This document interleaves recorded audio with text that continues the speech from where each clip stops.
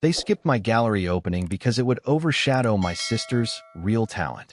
Now she's been banned from galleries while my paintings sell for six figures. I still remember standing in that empty gallery space 3 years ago, surrounded by my paintings but completely alone. The opening night of my first solo exhibition at Morrison Contemporary, one of the most prestigious galleries in the city, and my own family was nowhere to be found. I kept checking my phone, thinking maybe they were running late. Maybe traffic was bad. Maybe something came up. But deep down, I knew exactly why they weren't there. My parents had made their position crystal clear 2 weeks before the opening. They sat me down in their living room, the same room where my sister's art supplies had always taken up half the space, where her canvases leaned against every wall, where her masterpieces were displayed like trophies. Mom folded her hands in her lap and gave me that look, the one that said she was about to deliver difficult news for my own good. They explained that attending my exhibition would send the wrong message to my sister, who was still finishing her final year at the prestigious art institute across town. It might discourage her, create unhealthy competition, make her feel like she was falling behind. After all, my sister was the one with natural talent, the one who had been painting since she could hold a brush, the one whose professors constantly praised her innovative techniques and raw artistic vision. My work, they reminded me, was pretty but commercial. Safe. The kind of thing that sold well but didn't push boundaries or challenge viewers. My sister's art, on the other hand, was pure artistic expression, uncompromising, emotional, the kind of work that would someday hang in major museums and be studied by future generations of artists. So I stood alone that night, watching strangers admire my paintings, listening to collectors discuss my use of color and composition, feeling the weight of red dots appearing next to piece after piece as they sold. The gallery owner was thrilled. Apparently, it was one of their most successful opening nights in years. But all I could think about was how my parents were probably at home, helping my sister prepare for her upcoming student showcase, telling her she was their real artist, their hope for artistic legacy. The months that followed were a whirlwind I never expected. My paintings continued selling, not just to casual collectors, but to serious buyers who understood and appreciated the emotional depth I poured into each piece. Museums started reaching out, wanting to include my work in their permanent collections. Art critics who had initially dismissed my work as commercially appealing began writing serious reviews, analyzing the subtle social commentary woven throughout my pieces. I tried sharing these victories with my family, sending them articles about my work, inviting them to subsequent exhibitions. They would congratulate me politely, but the conversation always somehow turned back to my sister's progress at school, her upcoming graduation, the gallery connections her professors were making for her. She was going to change the art world, they assured me. She was working on something revolutionary, something that would establish her as a serious artist. Meanwhile, I was establishing myself in ways I had never imagined possible. Major collectors were commissioning pieces specifically from me. My work was being featured in art magazines alongside artists I had admired for years. Gallery owners from other cities were reaching out, wanting to represent me. But at family dinners, I felt like I was somehow taking up space that should have been reserved for discussing my sister's bright future. The dynamic became even more strained when my sister graduated and began trying to break into the professional art world. Her professors had filled her with confidence about her prospects, but the reality of competing for gallery representation proved more challenging than anyone expected. While I was booking exhibitions months in advance, she was struggling to get gallery owners to even look at her portfolio. I wanted to help her, to introduce her to the contacts I had made, but every time I offered, my parents would decline on her behalf. They insisted she needed to make it on her own merit, that accepting help from me would somehow diminish her achievements. They seemed to believe that my success was somehow preventing hers, as if there was only room for one artist in our family. Update 1. Things took a dramatic turn about 18 months after my first exhibition. I was at my studio, working on a new series that explored themes of family dynamics and inherited expectations, when I got a call that changed everything. It was from the director of the Metropolitan Museum's Contemporary Art Department. They wanted to acquire 3 of my pieces for their permanent collection, and they were offering a sum that made my hands shake as I wrote it down. But that same week, I started hearing whispers in the art community about my sister. Nothing concrete at first, just vague comments from gallery owners about questionable documentation, concerns about authenticity, red flags that experienced dealers know how to spot. I brushed it off initially, thinking it was just the competitive nature of the art world, people trying to undermine emerging artists. Then I got a call from a gallery owner I knew well, someone who had been following my career from the beginning. He asked me, very carefully, if I knew anything about my sister's recent sales. Apparently, she had been moving pieces through smaller galleries and private dealers, claiming they were early works by established artists. The documentation looked professional, but something felt off to experienced eyes. I felt sick. This couldn't be true. My sister was many things: competitive, sometimes bitter about my success, definitely struggling to find her place in the art world. But she wasn't a criminal. She had talent, real talent that our parents had recognized and nurtured since childhood. Why would she risk everything by getting involved in forgery? I tried calling her directly, but she wouldn't take my calls. When I showed up at her apartment, she pretended not to be home even though I could hear music playing inside. My parents became defensive when I brought up the rumors, insisting that jealous competitors were trying to sabotage their daughter's rising career. But the art world is smaller than people realize, and news travels fast. Within weeks, it became clear that the rumors were true. Federal investigators had been building a case, following a paper trail of fraudulent documents and fake provenance records. My sister hadn't just been selling a few questionable pieces, she had created an entire network of forged artworks, complete with fabricated exhibition histories and false authentication documents. The investigation moved quickly once it began. Galleries started pulling her work from their walls. Collectors who had purchased pieces through her network demanded refunds. Her name went from being whispered about in concerned tones to being openly discussed as a cautionary tale about what happens when ambition overtakes integrity. I watched my parents' world crumble as their golden child, their hope for artistic immortality, became a pariah in the very community they had dreamed she would conquer. The irony wasn't lost on me. While they had worried that my commercial success would somehow taint the purity of art, their pure artist had been engaging in the most commercial corruption possible. The day the FBI raided her apartment, seizing paintings and documents as evidence, I sat in my own studio surrounded by canvases that museums were clamoring to acquire, feeling nothing but hollow sadness. This wasn't how I had wanted to succeed. I had never wanted my sister to fail, had never wanted to be proven right about the arbitrary nature of artistic hierarchies our parents had created. Update 2. The federal case against my sister made national news. Art fraud, especially involving fake provenance documents and forged signatures, carries serious penalties. The prosecutor painted a picture of calculated deception, of someone who had systematically deceived collectors and galleries for personal gain. They seized not just the questionable artworks, but also financial records showing hundreds of thousands of dollars in fraudulent sales. My parents aged years in the span of months. The daughter they had championed as a pure artist, someone above the commercial concerns that supposedly motivated my work, was facing federal charges that could result in decades in prison. They stopped attending art events entirely, couldn't bear to be around the community where their family name had become synonymous with scandal. I found myself in an impossible position. My career was reaching heights I had never imagined, museums were competing to acquire my work, international galleries were offering representation, art critics were writing serious academic papers analyzing my artistic evolution. But every success felt tainted by my family's devastation. The preliminary hearing was scheduled for a Tuesday morning in downtown federal court. I sat in the back row, wearing sunglasses and a baseball cap, hoping no one would recognize me. My parents sat 3 rows ahead, looking smaller and more fragile than I had ever seen them. My sister, flanked by 2 attorneys, looked nothing like the confident artist who had once dismissed my work as commercially motivated fluff. But then something happened that none of us expected. During her attorney's opening statement, details emerged that reframed everything we thought we knew about her actions. The money from the fraudulent sales hadn't gone toward funding an extravagant lifestyle or artistic materials. It had been carefully funneled into medical accounts, paying for experimental treatments that our parents' insurance had refused to cover.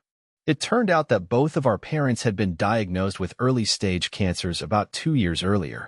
They had kept the diagnosis secret, not wanting to burden their daughters with worry while we were both trying to establish our careers. The treatments their doctors recommended were cutting-edge but experimental, not covered by their insurance plan, and prohibitively expensive even for a middle-class family. My sister had discovered their financial struggles when she came home unexpectedly one evening and found them at the kitchen table, surrounded by medical bills and denial letters from insurance companies. They were trying to decide between remortgaging their house or going without treatment, hoping that less aggressive therapies might be sufficient. That's when she made the decision that would destroy her career but potentially save their lives. She began small, selling a few pieces with enhanced provenance to private collectors who weren't asking too many questions. When that money ran out faster than expected, she escalated to creating complete forgeries, developing increasingly sophisticated documentation to support higher sale prices. The defense attorney presented financial records showing every dollar from fraudulent sales going directly to medical expenses. Receipts for treatments, payments to specialists, funding for clinical trials that weren't available through conventional insurance channels. My sister hadn't bought herself a single luxury item with the money she had stolen. It had all gone toward keeping our parents alive. Sitting in that courtroom, learning that my sister had sacrificed her artistic integrity and legal future to secretly fund our parents' survival, I felt everything I thought I knew about our family dynamic shift beneath me. While I had been building a legitimate career and feeling resentful about their lack of support, she had been engaging in criminal activity out of desperate love. The prosecutor argued that noble intentions don't excuse fraud, that collectors and galleries had been genuinely harmed by her deceptions. But the defense painted a picture of someone who had made impossible choices when faced with losing the people she loved most. Final update. The sentencing hearing took place 6 months later, on a gray October morning that felt appropriate for the somber occasion.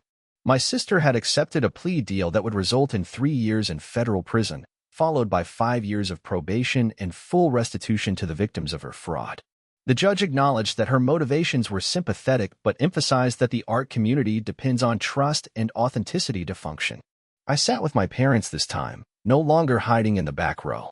We had spent those 6 months in family counseling, trying to rebuild relationships that had been damaged by years of comparison and competition, then shattered by revelation and legal proceedings. It wasn't easy. There were sessions where we could barely look at each other, where decades of resentment and misunderstanding came pouring out in ways that left us all emotionally exhausted. But slowly, we began to understand how our family's dynamic had contributed to the choices my sister felt she had to make. My parents' investment in her as their artistic hope had created pressure that was impossible to sustain. Their dismissal of my commercial success had driven a wedge between us that prevented her from asking for help when she desperately needed it. And my own resentment about their favoritism had blinded me to signs that she was struggling. The day she reported to federal prison, we all drove together to the facility. It was the first time in years that we had spent extended time as a family without the conversation revolving around art careers or artistic hierarchies. We talked about memories from our childhood, about family trips and shared jokes, about the love that had somehow gotten buried under expectations and competition. My sister apologized to me that day, not just for the criminal activity that had damaged our family's reputation in the art community, but for years of treating my success as somehow less legitimate than her aspirations. She admitted that watching my career flourish while hers stagnated had filled her with a bitterness that made her desperate enough to justify increasingly questionable decisions. I apologized, too, for allowing resentment to prevent me from seeing that she was drowning, for not recognizing that our parents' favoritism was as much a burden for her as it was painful for me. If I had been less focused on proving myself and more focused on supporting my sister, maybe she would have felt comfortable asking for help instead of turning to fraud. The 3 years that followed were strange and transformative. My career continued to flourish. My work was being collected by major institutions around the world, and I had established myself as a significant voice in contemporary art. But the context had completely changed. Success no longer felt like vindication against family members who had underestimated me, but like a responsibility to use my platform meaningfully. I started a foundation that provides financial assistance to families dealing with medical crises, specifically focusing on experimental treatments that insurance companies refuse to cover. It was my way of addressing the impossible situation that had driven my sister to crime, ensuring that other families wouldn't face similar choices between financial ruin and losing someone they love. My parents' health improved significantly with the treatments my sister's criminal activity had funded. The irony wasn't lost on any of us. Her fraud had achieved exactly what she had intended, giving them access to therapies that had put their cancers into remission. But the cost had been her freedom and her artistic future. When my sister was released from prison, she came to live with me while she rebuilt her life. The art world, understandably, wanted nothing to do with her. Galleries wouldn't show her work, collectors wouldn't buy from her, and her name remained associated with one of the most significant art fraud cases in recent memory. But something interesting happened during those years she spent away from the art world. Without the pressure to succeed commercially or to live up to our parents' expectations of artistic greatness, she began creating again. Not for sale, not for exhibition, not to prove anything to anyone, but simply because she needed to express what she had experienced. The paintings she made during that period were unlike anything she had done before. They were raw, honest, filled with the weight of choices made in desperation and love. They explored themes of sacrifice and consequence, of family loyalty and personal destruction, of the prices we pay for the people we can't bear to lose. I was the first person to see these new works, created in the small studio space I had set up in my guest house. Standing there, looking at paintings that captured emotions I couldn't have imagined before our family went through its ordeal, I realized that our parents had been both right and wrong about artistic talent. They had been right that my sister possessed something special, an ability to translate complex emotional experiences into visual form that was genuinely remarkable. But they had been wrong about the nature of pure art versus commercial art, wrong about the hierarchy they had created between us, wrong about the idea that success in the art world was a zero-sum game where one daughter's achievement had to diminish the other's. The twist in our story wasn't just that my sister's criminal activity had been motivated by love, or that my commercial success had proved more lasting than her pure artistic vision.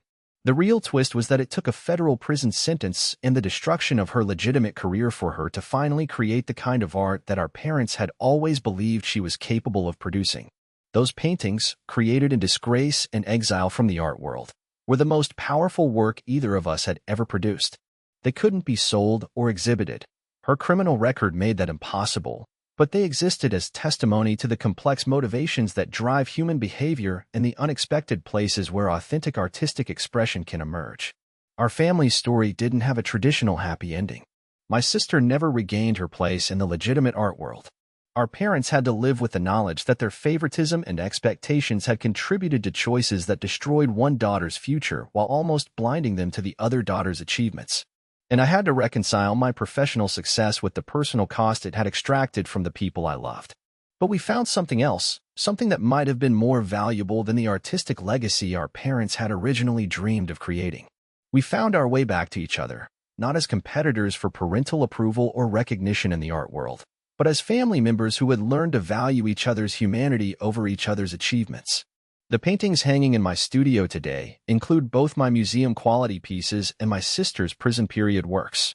Visitors can't buy the latter, can't even know who created them, but they represent something I couldn't achieve on my own, a complete picture of what art can mean to a family and what family can cost an artist. Sometimes I think about that gallery opening 3 years ago, when I stood alone surrounded by my success, feeling abandoned by the people who should have been celebrating with me. I understand now that we were all trapped in a story about artistic worth and family dynamics that none of us had consciously chosen to write. It took losing almost everything for us to discover what really mattered and what we were willing to sacrifice for each other. The art world moved on from our family's scandal, as it always does. New controversies emerged, new artists rose and fell, new stories of ambition and failure captivated critics and collectors. But for us, those 3 years of legal proceedings and prison time and rebuilding relationships became the foundation for something more honest and sustainable than anything we had built before. My sister may never have another gallery show, but she continues to paint in ways that challenge and inspire me. My parents may never see their dream of raising the next great artist fulfilled in the way they originally imagined, but they're alive to see both their daughters creating meaningful work and supporting each other. And I may never fully escape the shadow of being the sister whose success coincided with her siblings' downfall, but I've learned that artistic achievement means nothing if it comes at the cost of the relationships that give life meaning. That's our story, not the one any of us planned to live, but the one that taught us what we were really trying to create all along.